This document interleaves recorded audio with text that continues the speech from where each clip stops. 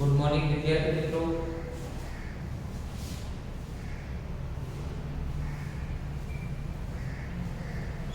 Chapter number 3 માં આગળનો topic અને આ ચેપ્ટરનો લાસ્ટ પોટેન્શિયોમીટર. પોટેન્શિયલ નું મીનિંગ થાય સ્થિતિમાન. બરાબર, પોટેન્શિયલ નું મીનિંગ શું થાય? સ્થિતિમાન. અને પોટેન્શિયલ ડિફરન્સ આપણે કહીએ તો વિદ્યુત સ્થિતિમાનનો તફાવત. આવો શબ્દ વપરાય. ટોપિક નું નામ છે પોટેન્શિયોમીટર. પ્રશ્ન છે પોટેન્શિયોમીટર એટલે શું અને પોટેન્શિયોમીટર નો સિદ્ધાંત સમજાવો. બરાબર, તો પોટેન્શિયોમીટર એટલે શું? તો પહેલા વ્યાખ્યા.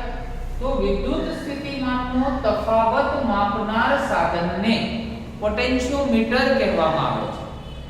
વિદ્યુત સ્થિતિમાનનો તફાવત, ધારો કે બે પોઈન્ટ આપેલા છે A અને અહીંયા છે આપણી જોડે B.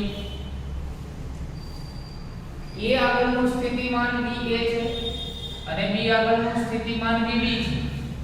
તો બંને વચ્ચે વિદ્યુત સ્થિતિમાનનો તફાવત જો ડેલ્ટા V લઈએ તો VA VB થાય. ત્યારે કે જ્યારે VA એ VB કરતા મોટો હોય ત્યારે.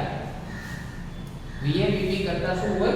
મોટો હોય ત્યારે. બરાબર, તો આ બંને વચ્ચે જે વિદ્યુત સ્થિતિમાનનો તફાવત છે, તફાવત માપવા માટેનું સાધન છે જેને શું કહેવામાં આવે છે? પોટેન્શિયોમીટર કહેવામાં આવે છે. બરાબર, તો આ પોટેન્શિયોમીટર દ્વારા બંને વચ્ચેનું સ્થિતિમાન માપવા માટેનું સાધન એટલે કે પોટેન્શિયોમીટર. બરાબર, તો આ જે પોટેન્શિયોમીટર છે એની રચના કેવી હોય એ સમજીએ. તો પોટેન્શિયોમીટર છે એ તમે પ્રેક્ટિકલ, જે રીતે આપણે મીટર બ્રિજ જોયું હતું એ પણ એક પ્રેક્ટિકલ રચના હતી. તો આ પણ એક પ્રેક્ટિકલ ઇમ્પ્લિમેન્ટેશન છે જેનો લેબોરેટરીમાં આ સાધનનો તમે ઉપયોગ કરશો. લેબોરેટરીમાં આ સાધનનો આપણે ઉપયોગ કરીશું. બરાબર, તો આકૃતિની અંદર જોઈએ તો આ લેફ્ટ હેન્ડ સાઈડમાં પહેલા તો EMF વાળી એક બેટરી આપેલી છે. સ્મોલ r એટલે કે આને કહીશું આપણે આંતરિક અવરોધ.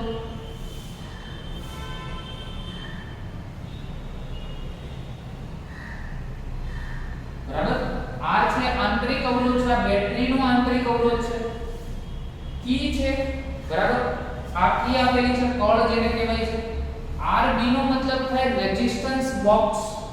બરાબર, અવરોધ પેટી, જેને તમે પ્રેક્ટિકલ લેબની અંદર, લેબોરેટરીની અંદર વ્યવસ્થિત રીતે જોઈ શકશો. આ પ્રેક્ટિકલી તમે જોશો એટલે તમને આઈડિયા આવશે. એક રેઝિસ્ટન્સ બોક્સ આવશે. બરાબર, અને આ તાર છે. બરાબર, પહેલામાં એક જ તાર હતો. મીટર બ્રિજની આપણે વાત કરીએ તો એમાં સિંગલ તાર હતો. કેટલાનો હતો? 100 સેન્ટીમીટર, એટલે કે 1 મીટરનો હતો. એવી રીતે અહીંયા આ રીતે તાર, બરાબર, AB લંબાઈનો તાર આપેલો છે. તો આકૃતિ પરથી જો તેની ચર્ચા આપણે કરીએ તો પરિપથમાં E જેટલું EMF અને R જેટલો આંતરિક અવરોધ ધરાવતી બેટરી. EMF કેટલું? E જેટલું. એનો આંતરિક અવરોધ કેટલો? બેટરીનો આંતરિક અવરોધ R જેટલો. કોની સાથે? તો એની સાથે શું જોડેલું છે? તો અવરોધ પેટી R, એટલે અવરોધ પેટી થઈ, અને સમાન આડછેદ અને એકમ લંબાઈ દીઠ સમાન અવરોધ ધરાવતો લાંબો તાર AB શ્રેણીમાં જોડેલો છે. જો આખી વસ્તુ છે એની સાથે શ્રેણીમાં તાર જોડેલો છે. આપણે બે જોયા હતા, સમાંતર અને શ્રેણી જોડાણ. તો શ્રેણી જોડાણમાં શું થાય કે એક કોઈ એની સાથે આનો એક છેડો આના બીજા છેડા સાથે ડાયરેક્ટ કનેક્ટ હોય. તો આ તાર છે આખો શ્રેણીમાં જોડેલો છે આ રચના સાથે. તો આને કહેવાય પોટેન્શિયોમીટર, એની રચના. બરાબર,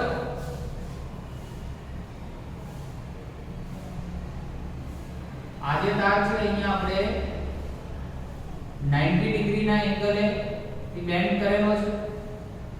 બરાબર, સેમ એવી રીતે અહીંયા પણ 90 ડિગ્રી છે, એના એંગલે બેન્ડ કરેલો છે. આ 90 ડિગ્રી આપણે શું કરેલો છે? આને બેન્ડ કરેલો છે. સેમ અહીંયા પણ આ 90 ડિગ્રી એ આપણે બેન્ડ કરેલો છે. એટલે ટોટલ લંબાઈ કેટલી છે? AB જેટલી છે, જેને આ રીતે તૈયારી કરી અને આખી પોટેન્શિયોમીટરની રચના બનાવી છે. બરાબર. હવે એક પ્રેક્ટિકલી થોડું સમજીએ.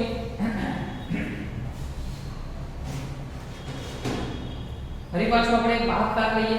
એમાં ઉપર તમને આપ્યું છે તારની એકમ લંબાઈ દીઠ અવરોધ. હવે આ ટોટલ તારની લંબાઈ છે. એમાં એકમ લંબાઈ એટલે આટલી જ લંબાઈ લઈએ. ધારો કે આટલી લંબાઈ લીધી આપણે 1 સેન્ટીમીટર એટલે ખૂબ નાની થઈ જો કે આટલી તારની લંબાઈ લઈએ તો આ એકમ લંબાઈ દીઠ તારનો અવરોધ એને કયા સિમ્બોલ વડે દર્શાવવામાં આવે છે? L rho સિમ્બોલ વડે દર્શાવવામાં આવે છે. તો તારમાંથી વહેતો પ્રવાહ જો મારે શોધવો હોય તો I બરાબર આપણી પાસે ઓહમના નિયમ અનુસાર સૂત્ર શું છે? V R. હવે V ની જગ્યાએ તમને EMF આપેલું છે E. V ની જગ્યાએ આપણું EMF બેટરીનું કે છે E જેટલું EMF છે. અને અવરોધ ટોટલ તમારી જોડે કેટલા છે આમાં? તો અવરોધ જો ટોટલ એક તો RB એટલે કે રેઝિસ્ટન્સ બોક્સનો અવરોધ છે જેને કહીશું આપણે R પ્લસ બીજો એક અવરોધ કયો છે? એકમ લંબાઈ દીઠ અવરોધ એટલે L rho. અને ત્રીજો અવરોધ છે આંતરિક અવરોધ એટલે R. અને ત્રણે ત્રણ શ્રેણીમાં છે. જો આની સાથે આ જોડેલો છે, આની સાથે આ તાર જોડેલો છે એટલે શ્રેણીમાં હોય તો ત્રણે ત્રણનો શું થાય? સરવાળો થાય. બરાબર. તો ઓહમના નિયમ મુજબ V ની જગ્યાએ E લેવાનું અને અવરોધ આપણી જોડે ટોટલ 3 છે. કેટલા છે? ટોટલ 3 અવરોધોમાં આપેલા છે. તો ત્રણે ત્રણ અવરોધનો આપણે સરવાળો કરીએ જેથી કરીને તમને વિદ્યુત પ્રવાહ I નું સૂત્ર મળે જે પોટેન્શિયોમીટરમાંથી આટલા વિદ્યુત પ્રવાહનું વહન થતું હોય છે. આને આપણે સમીકરણ નંબર 1. બરાબર. ચલો આગળ વધીએ. હવે AC તારની લંબાઈ L હોય. જો AC તારની લંબાઈ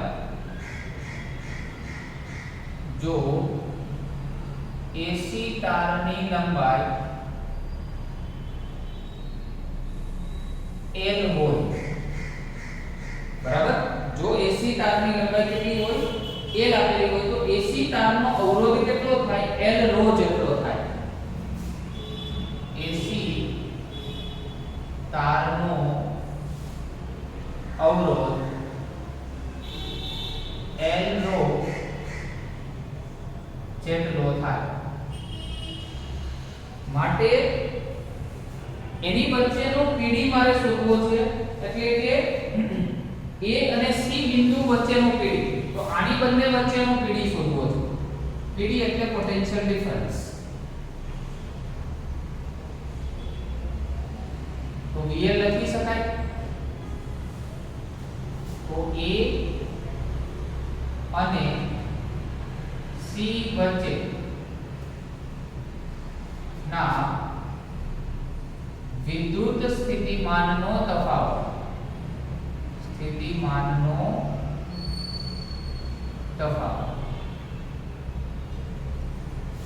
તો એને આપણે કહીએ VL. બરાબર. ખરેખર સૂત્ર તો કોના મુજબ થાય?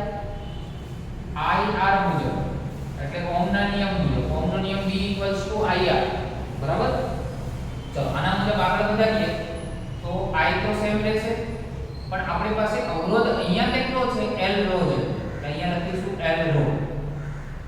આ કોના બરાબર છે? VL બરાબર. તો VL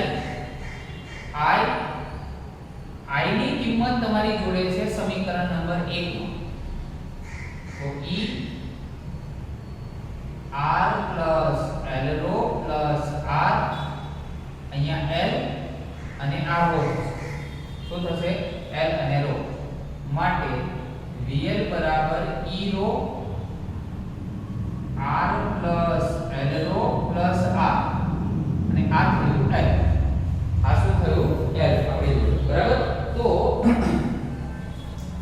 જો આને હું અચળ લઈ લઉં, આ અવરોધ જ છે બધા. આ તો બેટરીનું EMF છે. EMF હંમેશા વોલ્ટેજમાં હોય. 2 વોલ્ટ 3 વોલ્ટ 5 વોલ્ટ. બરાબર. એ વોલ્ટેજમાં હોય. પછી rho છે શું છે? તો એકમ લંબાઈ દીઠ અવરોધ આપણે લીધેલો છે L rho. ખ્યાલ આવે છે? તો L rho છે એ એકમ લંબાઈ દીઠ અવરોધ છે અને આ તો બધા અવરોધ છે. જો આટલી કિંમત અચળ લઈએ તો VL છે કે ડાયરેક્ટ સમપ્રમાણ કોને થાય? L ને સમપ્રમાણ. એટલે વિદ્યુત સ્થિતિમાન કોને સમપ્રમાણ થાય? લંબાઈને સમપ્રમાણ થાય. એટલે જો તમે લંબાઈ વધારતા જાઓ તો એનો વિદ્યુત સ્થિતિમાન વચ્ચેનો તફાવત, બે બિંદુ વચ્ચેનો વિદ્યુત સ્થિતિમાનનો તફાવત પણ વધવાની શક્યતા રહે. બરાબર? ટોટલ આપણી જોડે આમ તો આખો તાર AB જેટલો હતો, એમાંથી આપણે નાનો એવો તાર જ લીધો, કેટલો? AC જેટલો ધાર્યો કે જેનો વિદ્યુત સ્થિતિમાનનો તફાવત કેટલો લીધો આપણે? BL જેટલો. તો એના માટેનું આ સૂત્ર બન્યું. બરાબર? હવે આ અચળાંક છે, બરાબર, ત્યાં આ L ને જવા દઈએ નીચે, તો અહીંયા અચળાંક મૂકીશું. તો અચળાંક ક્યાં આવશે? અચળાંક તરીકે તમે phi લઈ શકો, k લઈ શકો, બરાબર, અને સિગ્મા લઈ શકો. ત્રણ અચળાંક છે. જોજો, એક phi છે, સિગ્મા છે અને k છે, જેને વિદ્યુત સ્થિતિમાન પ્રચલન કહે છે. વિદ્યુત સ્થિતિમાન પ્રચલન. તો વિદ્યુત સ્થિતિમાન પ્રચલનનું સૂત્ર પૂછે તમને તો VL upon શું થાય? L થાય. શું થાય? VL upon L થાય. એટલે વિદ્યુત સ્થિતિમાન પ્રચલન મળે. બરાબર? કોઈ પણ પ્રચલન હોય, તમને એમ પૂછે બળ પ્રચલન, તો બળ છેદમાં એની લંબાઈ. વેગ પ્રચલન, તો વેગ છેદમાં એની લંબાઈ. એટલે એકમ લંબાઈ દીઠ બળ, એકમ લંબાઈ દીઠ વેગ, એકમ લંબાઈ દીઠ વિદ્યુત સ્થિતિમાનનો તફાવત, એટલે એનું પ્રચલન. બરાબર? જે તે ભૌતિક રાશિનું શું કહી શકાય? પ્રચલન. તો આજના લેક્ચરમાં બેટા પોટેન્શિયોમીટર શું હોય? બરાબર? પોટેન્શિયોમીટર કોને કહેવાય? એની વ્યાખ્યા, એની રચના અને એના પરથી એક વિદ્યુત પ્રવાહનું સૂત્ર અને સાથે સાથે આપણે વિદ્યુત સ્થિતિમાન પ્રચલન કોને કહેવાય એનું સૂત્ર કઈ રીતે મેળવી શકાય તેની આપણે ચર્ચા કરી. બીજું આ નંબર 2 જે સૂત્ર આપણે દર્શાવીએ છીએ એ પણ IMP સૂત્ર છે, જેનો ઉપયોગ પણ દાખલાઓમાં થતો હોય છે. બરાબર? તો આ જે બંને સૂત્ર છે ખાસ યાદ રાખવા જરૂરી છે. Okay, thank you very much.